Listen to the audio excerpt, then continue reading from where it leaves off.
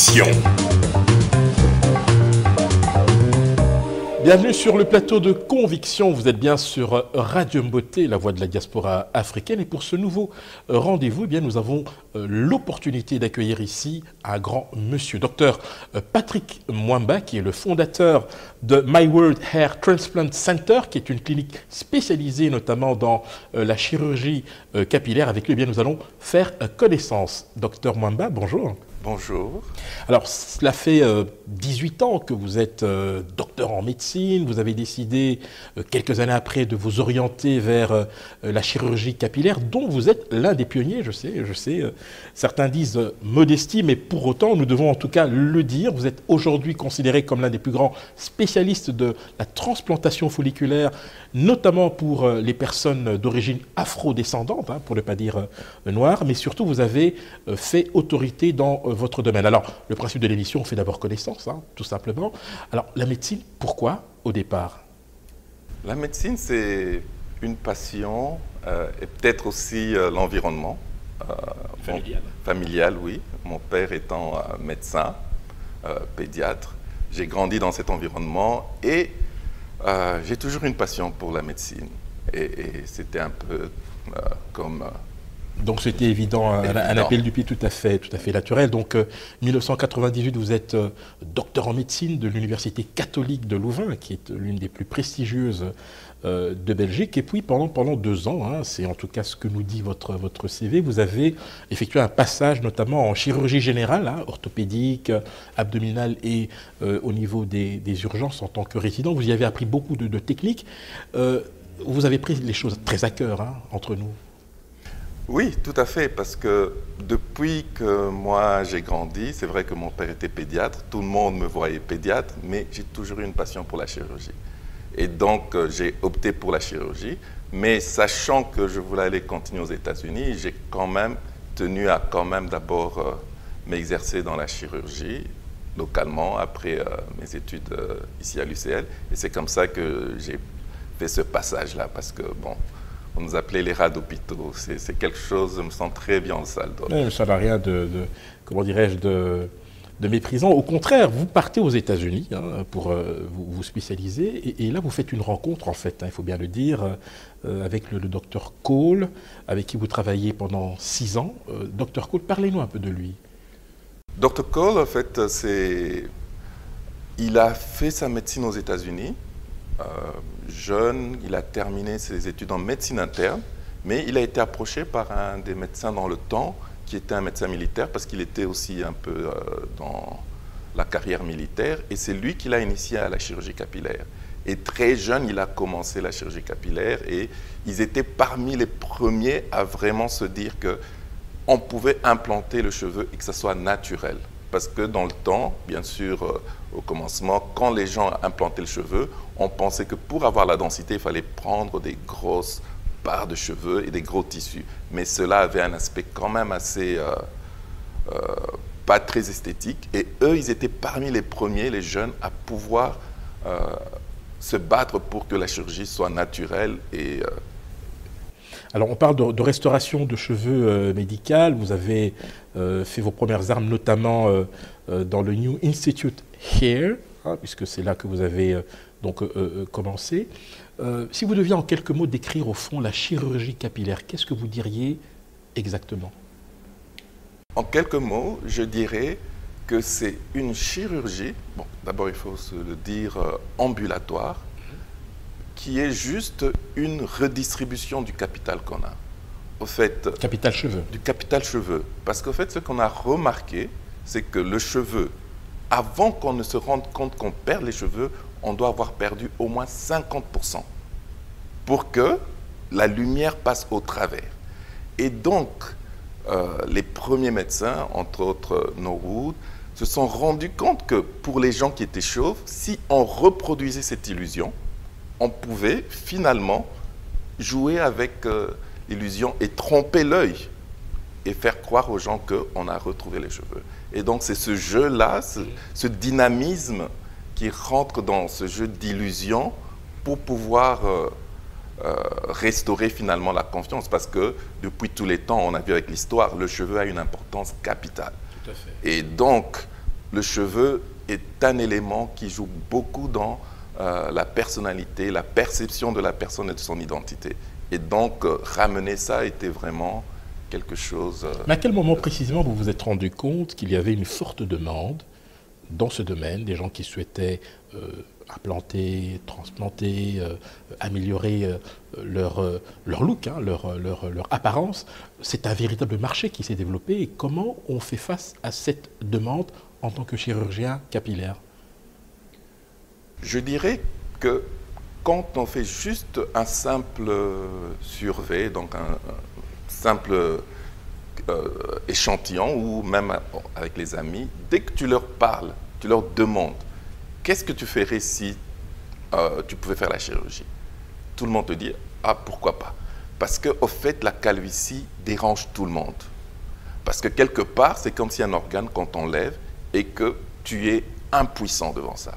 Et sur 100 amis à qui j'ai demandé, au moins 95 m'ont dit oh, ça m'ennuyait dès le départ, mais j'ai appris à vivre avec. Mais il y en a qui ont difficile. Et alors, c'est ces gens-là qu'on veut accompagner. Et c'est en ce moment-là que finalement on se rend compte que c'est quand même un point important. Et quand on regarde dans la société, aujourd'hui surtout avec le mode de vie, parce que le cheveu, comme on va le voir, est un organe qui est le témoin, le miroir de comment notre corps se comporte. Et toutes les maladies, que ce soit les maladies systémiques, les maladies qu'on connaît tous les jours, quand quelqu'un est malade, ça se répercute sur les cheveux. Tout à fait, avec la chute, etc. Ouais. La question que je me posais, parce que je l'ai dit tout à l'heure en vous présentant, vous êtes l'un des pionniers, notamment d'une technique révolutionnaire. Hein. En fait, grosso modo, il y a 3 grosses techniques dans lesquelles vous excellez. Il y a la transplantation folliculaire, il y a l'extraction folliculaire et il y a la technique d'isolation folliculaire. Alors, on va peut-être prendre le tout au début. La transplantation folliculaire, en quelques mots, en quoi cela consiste? Cela consiste à implanter le cheveu de la manière dont il est anatomiquement fait. Parce qu'au début, quand on regarde le cheveu sur le cuir chevelu, il ressort par groupe. Et ce groupe-là s'appelle follicule, parce qu'il est dans une poche. Et c'est cette poche-là entièrement qu'on réimplante, qui est différent d'avant où on implantait parfois une carotte de cheveux, où il y avait plusieurs follicules, ou parfois on faisait de transplantation de carrément un tissu qu'on redéplaçait. En transplantation, j'ai eu l'occasion de visiter votre clinique. Je crois savoir aussi que lorsqu'on ne trouve pas la follicule compatible, en tout cas sur la tête, on peut prendre ça ailleurs, notamment sur le pubis. Sur le pubis, ça c'est quelque chose de tout à fait inédit en fait. Oui, ça s'appelle en jargon médical body hair transplant. C'est arrivé vraiment tard parce que finalement, comme tu as dit, quand on n'a pas assez de ressources au niveau de son cuir chevelu, comme on doit faire une redistribution, eh ben, on a commencé à recourir à tout ce qui est poils, follicules, parce qu'eux aussi ce sont des follicules. Mais bien sûr, la technique, il faut adapter cette technique et il faut quand même essayer de trouver une synergie entre le cheveu et le poil. Alors l'extraction folliculaire, là aussi, donc ça vient de Follicular Extraction Unit, c'est bien ça, Unit Extraction. Là aussi, le principe? Le principe, là, maintenant, c'est on va carrément, individuellement, chercher le cheveu au niveau du cuir chevelu. Individuellement? Individuellement. Alors que dans la première technique de la transplantation unitaire, ce qu'on fait, c'est qu'on prend carrément une carotte de tissu, mais qu'on va disséquer au microscope pour individualiser les follicules. Ça fait beaucoup de travail, ça. Ça fait beaucoup de travail, mais là, le travail est plus aisé parce que quand on a enlevé la carotte, on est devant un microscope et on peut travailler, on a assez d'espace. Alors qu'en extraction de l'unité, donc c'est sur la tête, tu vas rechercher l'unité. Et là, tu travailles un peu en mode aveugle. Donc, il faut déjà développer une certaine sensibilité pour pouvoir se diriger là-dedans. Alors, il y a la troisième technique, c'est celle de l'isolation folliculaire. Là aussi... L'isolation folliculaire, au fait, c'est un peu, je dirais, la marque qu'on a voulu donner à notre extraction folliculaire. Parce que la plupart d'extraction folliculaire se fait avec des instruments. Mais nous, on a développé avec le Dr Cole certains instruments bien précis qui font que notre efficacité avoisine les 99%. Et ça, pourquoi? Parce que les instruments qu'on a utilisés et qu'on a pu maintenant, qui sont vendus un peu partout, contrôlent la profondeur du follicule, contrôlent la texture du cuir chevelu. Et donc, c'est tout ça qui a fait que, finalement, notre technique ou notre protocole de chirurgie est différent des autres. Et donc, on a voulu marquer ce point. Comme un peu Mercedes et Renault, on fait des comparaisons. Alors, avant peut-être d'en arriver, je dirais, au détail, hein, comment ça se passe pour un client qui recourt à vos services, comment se répartit géographiquement votre clientèle à l'heure actuelle? À l'heure actuelle, on a 60% qui viennent d'à peu près clan germanophone, Autriche, Suisse, Germany. On a à peu près 20% qui viennent d'Angleterre, UK. Quand je dis Angleterre, c'est tout ce qui est anglophone. UK, Irlande, les États-Unis. On a plus ou moins 10 à 15% qui sont francophones. Et alors, on a quand même 5% qui sont tout ce qui est Moyen-Orient et Russie. Et 1% d'Africains. Et ce chiffre est en train de monter maintenant.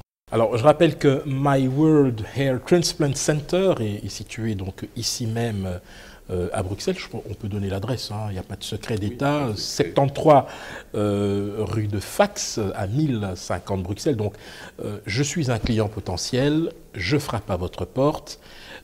Quelle est la première étape lorsque je viens vous voir? La première étape, effectivement, c'est qu'on va vous demander de prendre un rendez-vous pour une consultation parce qu'il faut qu'on puisse d'abord déblayer le terrain, qu'on puisse expliquer au patient ce à quoi il va faire face, surtout au niveau d'abord du cheveu en soi. C'est quoi un cheveu, comment on le traite. Et alors en ce moment-là, quand la personne prend sa consultation, là je peux le voir et lui expliquer tout ça. Et alors en ce moment-là, proposer des traitements. Et la chirurgie n'est que finalement le dernier traitement qui vient... En fait, le client qui vient vous voir ne va pas forcément se faire opérer. Ah non. D'accord, donc il y a quand même... il y a quand même toute une éducation, parce que comme c'est c'est une nouvelle branche, même en médecine, on appelle le bébé de la médecine. Parce que la plupart même des médecins aujourd'hui ne connaissent pas trop, parce qu'on a survolé cette branche de la médecine. Mais aujourd'hui, on comprend que le cheveu est très complexe. Et donc, il y a besoin d'éduquer d'abord la personne pour qu'elle comprenne et qu'elle soit fidèle au traitement pour que les résultats se fassent. Alors précisément, est-ce que, en tant que spécialiste dans votre domaine, vous diriez qu'au fond, un dépistage peut s'avérer utile? Est-ce que l'on peut prédire la chute de cheveux? Est-ce qu'à l'instar d'un cancer du sein ou de la prostate, il faut se faire dépister à temps? Disons, le dépistage peut être fait. Il y a eu bien sûr même des tests génétiques qui ont été promus, mais on se base beaucoup sur des critères objectifs parce qu'on sait que 90% de l'alopécie vient des gènes. Donc, en suivant l'arbre généalogique, on peut directement savoir si quelqu'un peut un jour perdre les cheveux. Et la deuxième chose, il y a des signes prémonitoires sur lesquels on doit se baser pour pouvoir dire cette personne est en train de perdre ou va perdre et jusqu'où. Donc ça, ce sont les premiers, je dirais, examens cliniques faciles où tu vois la personne, tu l'examines et tu peux déjà, comme je dirais, tâter le terrain. Mais sinon, il y a des tests génétiques qui sont faits sur base de la salive et des gènes et tout ça. Alors, combien de temps dure une intervention et quel est le temps de convalescence pour quelqu'un qui vient vous voir? Une intervention, bien sûr, dépendra de la grandeur de la chirurgie à faire, de la surface à traiter, mais en moyenne, je dirais que pour la zone frontale, par exemple, il faut 2000 greffes et ça prend au moins 20 heures. 20 heures d'opération. Donc, ça doit se faire en 2 jours. Mais donc, ça veut dire que lorsque vous arrêtez, qu'est-ce qui se passe avec le patient? D'abord, est-ce qu'il est sous anesthésie locale pendant l'intervention? Il est sous anesthésie locale et c'est un traitement ambulatoire. Donc, la personne a une anesthésie locale Et après l'intervention, elle peut partir à l'hôtel ou rentrer chez elle à la maison. Et le lendemain, revenir et continuer. C'est vraiment depuis qu'on est passé au stade de l'extraction de l'unité folliculaire, la chirurgie est devenue mini-invasive. Et vraiment, la personne ne le sent pas. Alors, je l'ai dit tout à l'heure, et ce n'est pas pour vous flatter, aujourd'hui vous êtes considéré comme le plus grand spécialiste mondial pour la greffe de cheveux pour afrodescendants, pour les personnes noires. Donc, comment vous vivez ce statut? Disons, je suis très très content parce que c'est un combat que j'ai voulu mener. Parce que figure-toi que quand Dr. Cole m'a, comme je veux dire, embarqué dans la chirurgie capillaire, je suis parti à la première conférence, à ma première conférence, qui était bien sûr dans un endroit idyllique aux États-Unis, dans les îles. Et là, je me rends compte qu'on parle de cette nouvelle branche. Mais quelque part, on zappe les noirs. On n'entre pas trop en profondeur sur le noir. Je rentre et bien sûr, je m'adresse à Dr. Cole, je dis, mais pourquoi les noirs? Effectivement, on se rend compte que la caractéristique du cheveu du noir est très compliquée, très complexe, fragile, et même l'extraction à cause de la physionomie du cheveu fait que la chirurgie du noir est très compliquée. Vu que la plupart des médecins c'était des blancs et que la chirurgie du noir était compliquée et que finalement, ils ne pouvaient pas, par exemple, faire une différence de prix. Ils peuvent se faire traiter pour raciste ou quoi. Alors, personne n'osait trop s'investir dedans parce que ça prend trop de temps et personne. Et je me suis dit, mais il n'y a que les Noirs qui peuvent se servir eux-mêmes. Moi, je suis dans ce domaine, j'étais parmi les premiers Noirs. Je me suis dit, je veux me faire un objectif. Je dois pouvoir traiter les Noirs de sorte qu'ils aient aussi. Parce que les résultats sont extraordinaires. Alors précisément, est-ce que de votre point de vue, les Noirs attachent une importance particulière à l'état de leurs cheveux? Est-ce que culturellement parlant, il y a des résistances? Est-ce que certaines cultures privilégient plutôt, on va dire, la sobriété? Bon, si vous perdez vos cheveux, vous les perdez. Qu'est-ce que vous répondriez à ceux qui vous diraient, mais au fond, pourquoi traiter les cheveux des Noirs?